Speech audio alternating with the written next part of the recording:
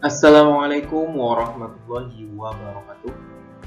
Kembali lagi bersama saya Muhammad Yusuf di dalam pembelajaran Pendidikan Pancasila dan Kewarganegaraan MTS Negeri 2 Kota Banjarmasin. Puji syukur kita panjatkan kehadirat Allah Subhanahu wa Ta'ala karena berkat limpahan rahmat, taufik dan hidayahnya sehingga kita dapat melaksanakan pembelajaran lanjutan dengan tema makna persatuan dalam kebangsaan. Selamat bagi kalian yang telah mencapai materi ini, artinya kalian telah berhasil mempelajari atau menuntaskan pembelajaran pada semester ini. Dan tentunya ini apresiasi buat kalian. Semoga apa yang kalian pelajari pada semester ganjil tersebut dapat kalian pahami serta dapat kalian terapkan di kehidupan sehari-hari. Tentunya di dalam semester genap ini tujuan yang sama, bukan hanya dipahami tetapi juga diterapkan, dilaksanakan, diamalkan dalam kehidupan kalian sehari-hari. Tentu kita harus memahami apa sih tujuan dari mempelajari makna persatuan dalam kebangsaan. Kita tahu sendiri bahwa negara Indonesia merupakan negara kepulauan. Sebagai negara kepulauan, negara Indonesia mempunyai keberagaman baik agama, suku, budaya, ras, antar golongan maupun keberagaman lainnya. Tentunya dengan banyak sekali keberagaman tersebut akan membuat suatu negara itu berdiri mempunyai tantangan. Nah, negara tersebut berdiri mampu bertahan atau mampu berdiri dengan kokoh atau malah akan runtuh dengan tadi. Dengan mempelajari makna persatuan ini membuat negara kita, negara Indonesia menjadi negara yang kokoh, negara yang mampu bersatu dengan banyaknya perbedaan. Baik, dengan kata semboyan Bhinneka Tunggal Ika. Langsung saja kita akan masuk kepada materi.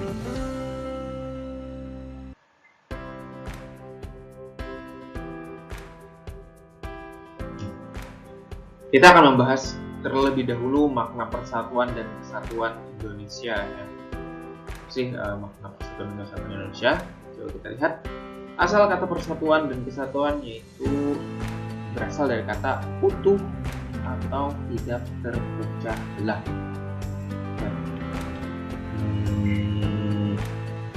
Kalau dikatakan tidak terpecah belah berarti ya satu, tidak terpisah-pisah. Jika dikatakan dalam satu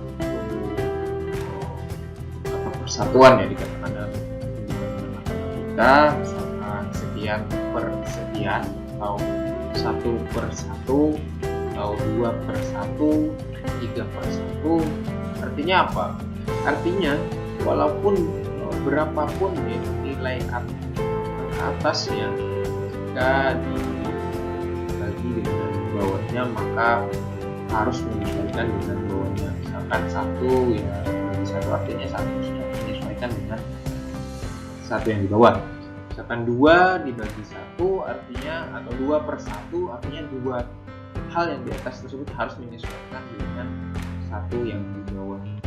Sama dengan persatuan, walaupun dengan banyaknya keberagaman yang terdapat di Indonesia tadi seperti suku dan yang lain-lainnya, itu harus tetap menjadi satu kesatuan yang utuh, satu kesatuan yang tidak terpecah belah. Dan kita lihat makna persatuan ya. Makna persatuan merupakan bersatunya macam-macam orang yang beraneka ragam menjadi satu kebulatan yang benar. Sesuai dengan yang sudah dijelaskan tadi, bahwa persatuan itu merupakan perkumpulan dari macam-macam corak. Jadi macam-macam corak ini ya seperti agama tadi ya, dan yang lainnya tadi ya, agama tadi. Jadi walaupun banyak yang tetap harus menjadi satu kebulatan yang utuh.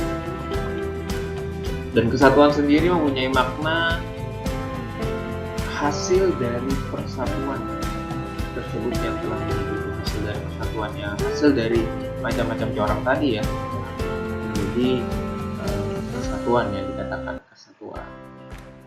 Kalau kita lihat kita sebut dalam suatu kelas ya, misalkan ya, di dalam suatu kelas tersebut terdapat beberapa orang yang berasal dari misalkan dari suku Banjar, suku Jawa ya, dan suku-suku lainnya, atau bisa dari bahasa yang berbeda atau dari agama yang berbeda.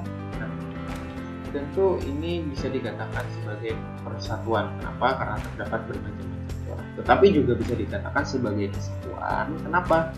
Karena makna kesatuan di sini tadi kan merupakan hasil dari persatuan yang telah menjadi utuh. Nah, hasil dari persatuan tadi ya, bahwa di dalam suatu kelas itu terdapat perbedaan dan menjadi satu-satuan yang utuh.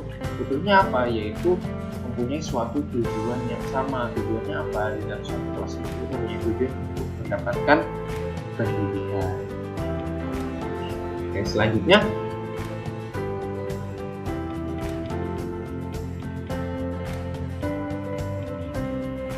pembinaan persatuan dan kesatuan bangsa.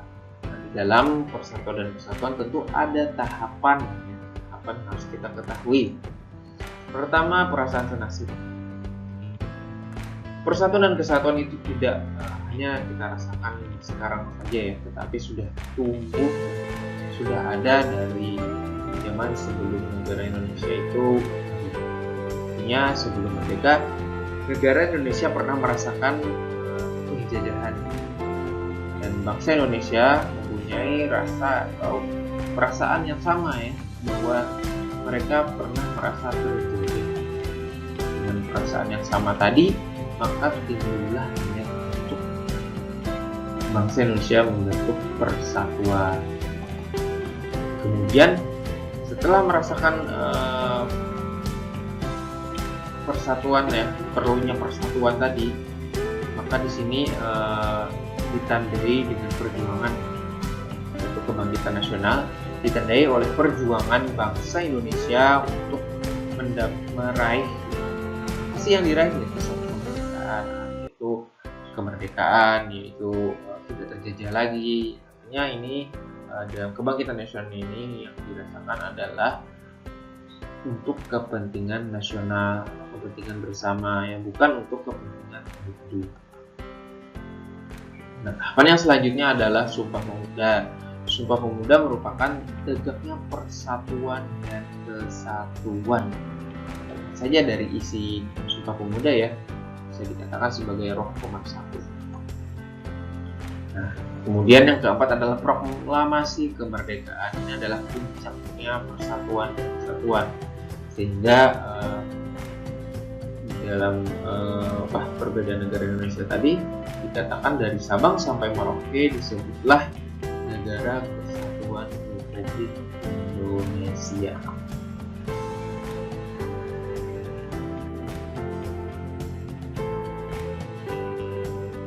Nah, selanjutnya bagaimana cara kita untuk membina persatuan? Baik, akan kita lihat terlebih dahulu di lingkungan keluarga. Di lingkungan keluarga, bagaimana sih kita membina persatuan? Bagaimana sih di dalam satu keluarga agar terjalinnya suatu hubungan yang harmonis? Maka kita harus bertutur kata yang jujur, bertutur kata yang sopan, bertutur kata yang santun. Bayangkan ketika dalam suatu keluarga kita bertutur kata yang tidak sopan, kita berbicara dengan saudara kita berbicara dengan kata yang kasar, maka saudara kita pun merasa dan berbicara dengan kita. Kalau di dalam suatu keluarga saja dengan berbicara, dengan bertatap muka, ya gimana mau terjadi suatu persatuan yang kokoh antar keluarga. Kemudian di lingkungan sekolah, mentaati peraturan sekolah, contoh bagaimana membina persatuan. Kemudian mengikuti upacara bendera juga merupakan salah satu contoh untuk membina persatuan. Karena di dalam upacara bendera itu kan sama-sama menghormati jasa-jasa pahlawan. Ya, di sana bukan hanya 1-2 orang yang menghormati, tapi keseluruhan di dalam sekolahan, ya, yaitu siswa, guru, ya, sama-sama mengikuti upacara bendera. Kemudian mentaati peraturan sekolah pun sama, bukan hanya siswa, tapi siswa dan guru dan perangkat yang ada di sekolah itu harus mentaati peraturan sekolah. Ketika kita tidak mentaati peraturan sekolah, apa yang akan terjadi? Misalkan peraturan sekolah tidak boleh telat, ya, atau tidak mengikuti aturan berpakaian. Ketika kita tidak mengikuti aturan berpakaian, maka akan terlihat sekali kita melawan aturan tersebut. Dan kalau kita telat, ya jauh sekali. Apa sih efeknya? Yang jelas pembelajaran yang harus kita dapatkan, kita tertinggal. Atau beberapa contoh bagaimana cara membina tersebut. Kemudian di lingkungan masyarakat, menjaga kerukunan antar tetangga. Hati-hati loh ya, antar tetangga kita harus menjaga kerukunan. Jangan sampai dengan tetangga kita malah ejek-ejekan, atau yang sering terjadi sekarang itu yang lebih viral itu kata gibah. Hati-hati ya, jangan sampai kita merusak hubungan antar tetangga. Kemudian mengikuti kegiatan kerja bakti. Jika ada kerja bakti di dalam suatu masyarakat, ya kita tidak berhalangan, ya ikuti saja, jangan hanya melihat ya, atau membiarkan warga masyarakat kerja bakti dan kita malah santai-santai. Itu tentunya akan merusak hubungan kita dengan warga masyarakat lainnya. Kemudian di lingkungan bernegara, menjaga negara Indonesia. Nah, tentunya dengan menjaga keutuhan ini akan terjalin keharmonisan ya di dalam satu negara ya. Menjaga keharmonisan, menjaga agar tidak runtuhnya negara kesatuan. Gimana cara menjaga keutuhannya? Ya melaksanakan apa-apa yang di lingkungan keluarga tadi, apa yang di lingkungan sekolah tadi, apa-apa yang di lingkungan masyarakat tadi.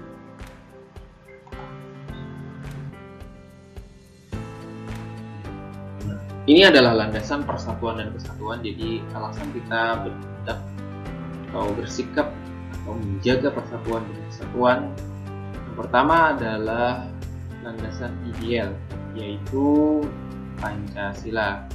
Kita tahu sebelum Pancasila itu ada 5 sila ya, tapi yang lebih mendasari dari 5 sila tersebut adalah sila ketiga, yaitu persatuan Indonesia.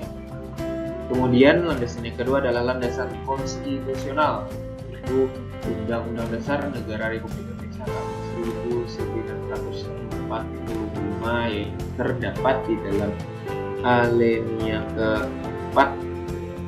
Di alinea keempat kemudian juga terdapat di pasal 1 ayat 1 ya, negara Indonesia adalah negara kesatuan. Kesatuan.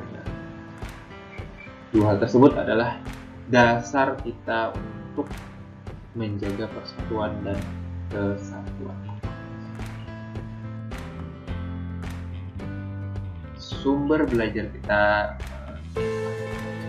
pertama ya sendiri buku pendidikan Pancasila dan Kewarganegaraan Kementerian Pendidikan dan Kebudayaan Jakarta 2018, kemudian juga buku pendidikan Pancasila dan Kewarganegaraan 3 serangkai, kemudian modul pengayat pendidikan Pancasila dan Kewarganegaraan di Surakarta.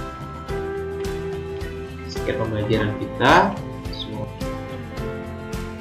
yang saya sampaikan bisa bermanfaat buat kalian ya, dan tentunya bisa kalian terapkan di dalam kehidupan sehari-hari agar apa?